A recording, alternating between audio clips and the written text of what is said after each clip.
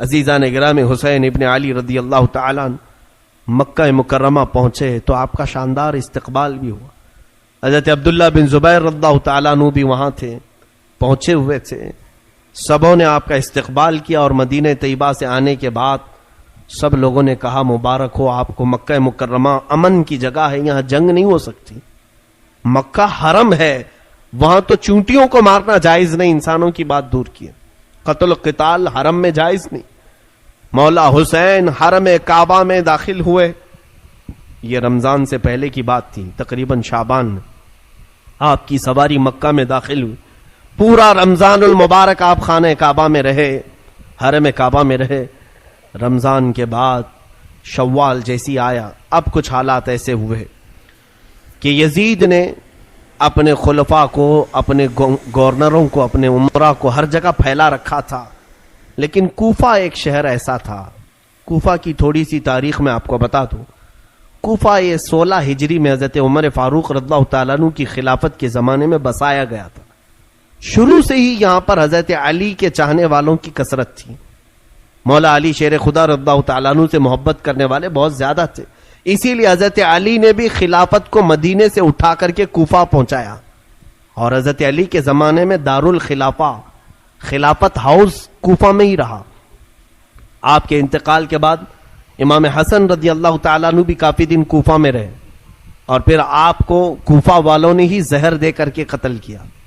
حسن مجتبی رضی اللہ تعالیٰ عنہ کو، امام حسین کے بڑے بھائی، زہر دے کر کے ان کا قتل کیا گیا.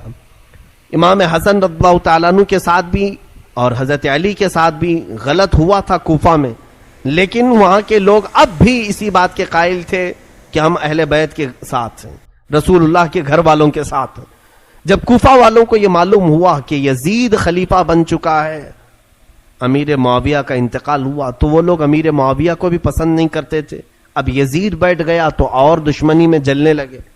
کہا کہ ہم امیہ خاندان کو ہی نہیں پسند کرتے، خلافت کے حقدار تو علی کے گھر والے ہیں. حسین ابن علی کو چاہیے کہ وہ خلافت کا اعلان کرے، اپنے خلیفہ ہونے کا اعلان کرے. تو کوفہ والوں میں آپس میں یہ میٹنگیں ہونے لگی، ہم تو یزید کو خلیفہ نہیں مانیں گے. تو ان لوگوں کا کہنا اپنی جگہ پر صحیح تھا، یزید کو کیسے خلیفہ بانے. اس وقت نعمان بن بشیر وہاں کے گورنر تھے، صحابی رسول ہیں. نعمان بن بشیر یزید کے گورنر بن کر کے تھے. تو کوفہ والوں کا ایسا سلوک تھا کہ نعمان بن بشیر کے پیچھے بھی نماز نہیں پڑھتے تھے کہ یزید کا گورنر ہے، نہ عید پڑھنے کے لیے جاتے تھے. جب یہ حالات ایسے ہوئے اور کوفہ والوں کو یہ معلوم ہوا کہ امام حسین نے بھی یزید کی بیعت سے انکار کر دیا ہے اور مدینہ چھوڑ کر مکہ آ چکے ہیں، تو پھر کوفہ والوں کو ایک اور سہارا ملنا، یعنی ایک امید جاگ گئی. ان کو ایسا لگا ایک سہارا مل جائے، اور یہ سوچا کیوں نہ ہم امام حسین کو یہاں بلا لیں، کیونکہ ہم بھی یہ چاہتے ہیں کہ یزید خلیفہ نہ ہو. امام حسین آئیں گے تو ہم دل و جان سے ان کو خلیفہ بنائیں گے اور ان کے ہاتھ پر بیعت کریں گے. یہ معاملہ پیش آیا تو کوفہ والوں نے آپس میں میٹنگیں شروع کی. دن رات میٹنگ ہوتی تھی کہ حسین ابن علی کو کیسے بلایا جائے. بعد میں طے ہوا کہ ہم معزز لوگوں کے ذریعے سے خط بھیجتے ہیں مکہ اور امام حسین کو طلب کرتے ہیں. تو خط جو ہے آنے شروع ہوئے شوال میں، خط آنے شروع ہو گئے شوال میں. کوفہ والوں کے پہلے 3 خط آئے، اس میں لکھا گیا تھا کہ اے علی مرتضیٰ کے شہزادے فاطمہ کے لاڈلے حسین، ہم نے سنا ہے کہ آپ نے یزید کی بیعت کا انکار کیا ہے اور آپ مکہ آ چکے ہیں، لہٰذا ہم یہ چاہتے ہیں کہ آپ کوفہ آ جائیں. کوفہ آپ کے والد گرامی مولا علی شیر خدا کا دارالخلافہ تھا، آپ اسی خلافت کو آگے بڑھائیں، ہم سب آپ کے ساتھ ہیں. ان خطوں میں لکھا ہوا تھا. اور حضرت عبداللہ بن زبیر وہاں پر تھے. امام حسین کو انہوں نے کہا ان خطوں پر آپ بھروسہ مت کریں. اسی شام کو 300 خط اور آئے کوفہ سے، 300 خط آئے مہر بند، اور معزز لوگوں کے وہاں پر مہر تھی، دستخط تھے کوفہ والوں کے. جب امام حسین کے پاس خطوں کا سلسلہ جاری ہوا، 300 کے بعد روایتیں ہیں 1000 کی تعداد میں خط آنے شروع ہو گئے. پورے کوفہ والوں کی ایک ہی بات تھی کہ حسین ہمارے پاس آ جائے، امام حسین ہمارے پاس آ جائے. حضرت امام حسین کو بلانے کی اور ان کو دعوت دینے کی یہ مہم بہت زور پکڑ لی، طول پکڑ لی۔ اس کے بعد امام حسین نے اپنے گھر والوں سے مشورہ کیا، کیا ہم مکہ میں ہی پوری زندگی کاٹ دیں یا پھر کوفہ جائیں؟ کوفہ جا کر کے ہم دیکھتے ہیں۔ تو سارے لوگوں نے کہا کہ کوفہ نہ جائیں۔ وہ لوگوں نے حضرت علی کے ساتھ بھی اچھا معاملہ نہیں کیا، امام حسن کے ساتھ بھی اچھا معاملہ نہیں کیا۔ امام حسین پھر خاموش ہوئے۔ اب یہاں پر ذی القعدہ کا مہینہ شروع ہو چکا تھا۔ پھر خطوط اتنے آئے کہ کوفہ والوں نے ایسا خط لکھا، دیکھیں اب امام حسین کو جانا ضروری ہو گیا تھا۔ کیوں؟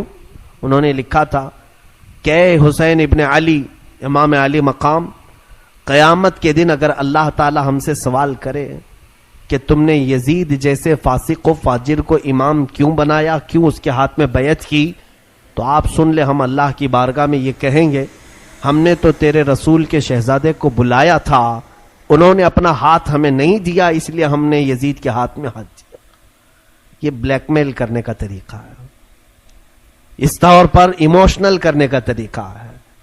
تو انہوں نے جب یہ کہا تو یہ حجت ہو گئی امام حسین پر۔ حضرت امام حسین نے کہا میرے اوپر اب جانا واجب ہو گیا ہے، کیونکہ ظاہر سی بات ہے کوفہ والے ایک ظالم و جابر کے خلاف کھڑے ہیں، تو جو سمجھتا ہے کہ ظالم کے ہاتھ میں ہاتھ نہیں دینا چاہیے، اسے چاہیے کہ وہ اپنا ہاتھ ان کے سامنے بڑھائے۔ ظاہر سی بات ہے اصول اور طریقہ یہی ہے کہ اگر کوئی گندے پانی کا گلاس لے کر پکڑا اور پی رہا ہے تو آپ کا فرض بنتا ہے آپ اس کو روکیں، آپ اس کو روکیں۔ لیکن روکنے کا طریقہ کیا ہے؟ آپ ایک اچھے پانی کا گلاس اس کو دیں اور وہ پانی پھینکنے کا حکم دیں، وہ پھینک دے گا اور آپ کے پاس کا اچھا پانی پی لے گا۔ اور اگر آپ اچھا پانی بھی نہیں دے رہے اور اس کو برائی سے روک بھی رہے ہیں، برے پانی سے، وہ پیاسا ہے پی لے گا۔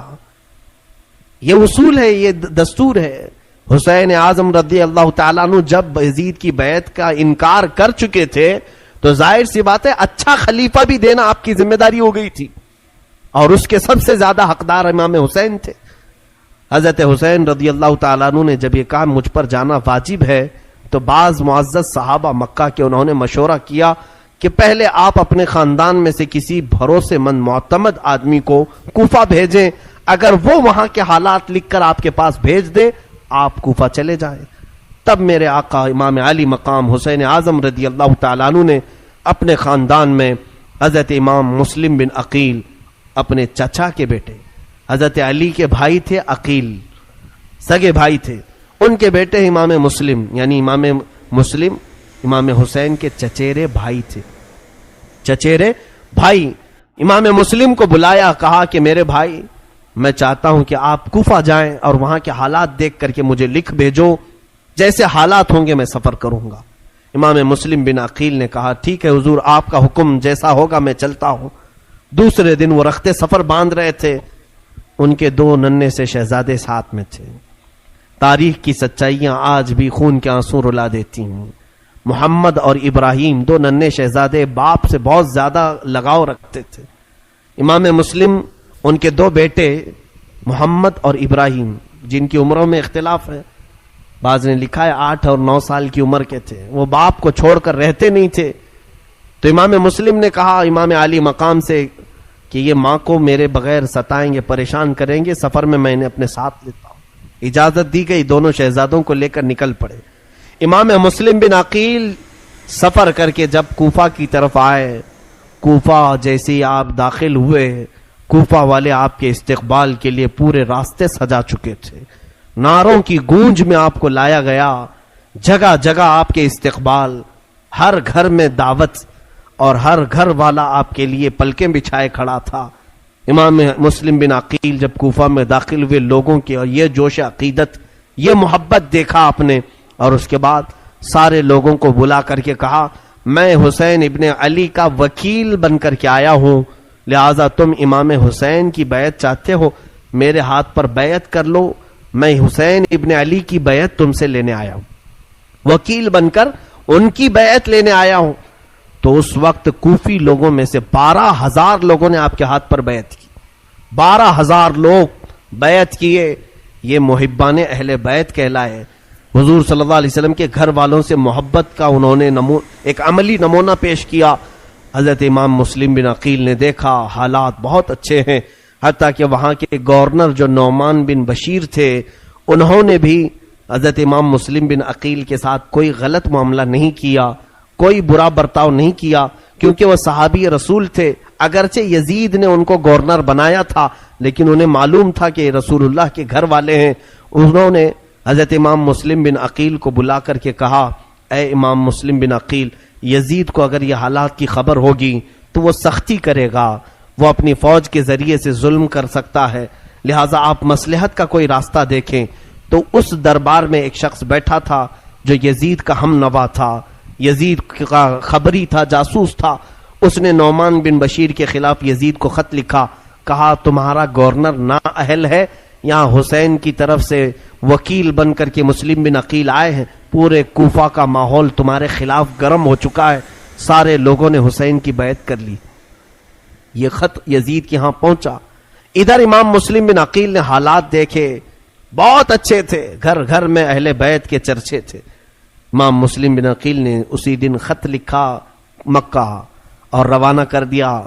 خط لکھ کر کے ایک قاصد کو بھیجا، اے حسین ابن علی شہزادہ رسول، آپ تشریف لائیں، کوفہ کی سرزمین بالکل سازگار ہے، ماحول بہت اچھا ہے، آپ کے چاہنے والوں کی تعداد بہت زیادہ ہے، یہاں ہر گھر میں آپ کا عاشق ہے، آپ کا انتظار کر رہے ہیں۔ یہ خط لکھا اور مکہ کو روانہ کر دیا۔ دوسرے ہی دن ادھر یزید نے اپنی میٹنگ بلائی اور کہا کوفہ کا ماحول ہمارے خلاف ہو چکا ہے، کوفہ میں حسین کی بیعت چل رہی ہے، کوفہ میں مسلم بن عقیل آ کر کے حسین کا وکیل بن کر کے بیعت لے رہا ہے۔ اس خبر کے بعد اس نے پوچھا کہ کیا کرنا چاہیے۔ وہاں بیٹھے ہوئے لوگوں نے مشورہ دے کر کے کہا وہاں کے گورنر نعمان بن بشیر کو ہٹاؤ اور کسی سخت قسم کے گورنر کو نافذ کرو۔ تو لوگوں نے مشورتاً کئی نام پیش کیے، اس میں ایک نام آیا عبید اللہ بن زیاد کا، جس کو ابن زیاد کہہ رہے ہیں۔ یہ بصرہ کا گورنر تھا۔ اس کے متعلق لوگوں کا خیال یہ تھا کہ اتنا سخت دل تھا، یہ کسی کی رعایت نہیں کرتا تھا، اور ایک طوائف کا بیٹا تھا۔ یہ اور بات ہے کہ اسلام لایا، بعد میں اسلام میں آیا، لیکن دل کی سختی ویسی تھی۔ ایک بات یاد رکھے، میں نے کافی دن قبل یہ بات عرض کی تھی، حلالی اور حرامی ہونے کا ثبوت اسی سے ملتا ہے، جو بزرگوں کے متعلق ادب کا لہجہ رکھتا ہے اس کے حلال ہونے کا ثبوت ہے، اور جو بزرگوں کے خلاف بکتا ہے یا بے ادبی کا اظہار کرتا ہے اس کے نطفے میں شک ہوتا ہے، وہ صحیح طریقے سے دنیا میں نہیں آیا۔ بہرحال عبید اللہ بن زیاد سخت قسم کا گورنر تھا۔ یزید نے اسے پیغام بھیجا کہ تو بصرہ چھوڑ اور کوفہ کی گورنری لے، نعمان بن بشیر کو معزول کر اور تو وہاں کی گورنری کو سنبھال، اور مسلم بن عقیل کے ہاتھ میں جتنوں نے بیعت کیا اس ماحول کو پورا بدل ڈال، میری بیعت لے لے سب کے ساتھ۔ تو یہ عبید اللہ بن زیاد کو حالات معلوم ہو گئے کوفہ کے، یہ اپنے ساتھ 20-25 لوگوں کو لے کر بصرہ سے نکل کر کوفہ آیا۔ مغرب اور عشاء کا وقت تھا، بیچ کے رات کے وقت مدینے سے آنے والا جو راستہ تھا، مکہ سے آنے والا جو راستہ تھا، اس راستے سے یہ کوفہ میں داخل ہوا۔ لوگوں کو ایسا لگا کہ امام حسین آ گئے، امام حسین آنے والے تھے کیونکہ خط بھی جا چکا تھا، امام مسلم بن عقیل نے بلا بھی لیا تھا امام حسین کو، تو لوگوں کو لگا کہ امام حسین آ گئے، اور یہ حجازی لباس بھی پہن کر کے عبید اللہ بن زیاد مکار، دھوکہ دینے کے لیے، اس لیے کہ اگر یہ کھلے عام آتا تو اس کو پکڑ کے مارتے، لوگ داخل ہونے نہیں دیتے کوفہ میں، پورے کوفہ والے اس وقت امام حسین کی محبت میں تھے۔ تو یہ اس طرح جھوٹ کے راستے سے داخل ہوا اور سیدھے گورنر ہاؤس میں داخل ہوا۔ اندر جا کر کے لوگوں کی بھیڑ تھی، یہ چہرے پر نقاب ڈالے ہوئے چلا جا رہا تھا، اونٹ پر بیٹھا تھا، لوگ نعرے لگا رہے تھے امام حسین ابن علی کے، لیکن یہ مردود کسی کو جواب نہیں دیتا تھا۔ بھیڑ بہت اکٹھا ہو گئی، گورنر ہاؤس میں اندر داخل ہو کر چھت پر کھڑا ہوا اور اس نے اعلان کیا، اے لوگوں، میں حسین نہیں ہوں، میں امیر عبید اللہ بن زیاد یزید کا گورنر بن کر کے آیا ہوں، اور تمہارا پرانا جو گورنر تھا نعمان بن بشیر اسے معزول کیا جاتا ہے۔ اتنا سننے کے بعد لوگ بپھر گئے، مایوس ہو گئے کہ اب گورنر بھی بدلا ہے، کچھ تو نیت خراب ہے، اور اس کی سختیاں لوگوں کو معلوم تھی، یہ جبر کرتا تھا، ظلم کرتا تھا، کسی کو اپنے سامنے کوئی رعایت نہیں دیتا تھا۔ تو عبید اللہ بن زیاد نے سب سے پہلے کیا کیا، اس نے دیکھا کہ کوفہ میں جو کسی خاندان کا سردار تھا، قبیلے کا بڑا آدمی تھا، دوسرے دن سب کو بلایا اور بلا کر کے ایک بہت زوردار تقریر کیا، خبردار جتنے لوگوں نے مسلم بن عقیل کے ہاتھ میں بیعت کی سب توڑ دو، میں یزید کی طرف سے گورنر بن کر کے آیا ہوں، اور اگر تم نے ایسا نہیں کیا تو تمہارے ساتھ میری تلوار کا مقابلہ ہو۔ سبوں نے جواب دیا کہ اے ابن زیاد، اگر تو نے تلوار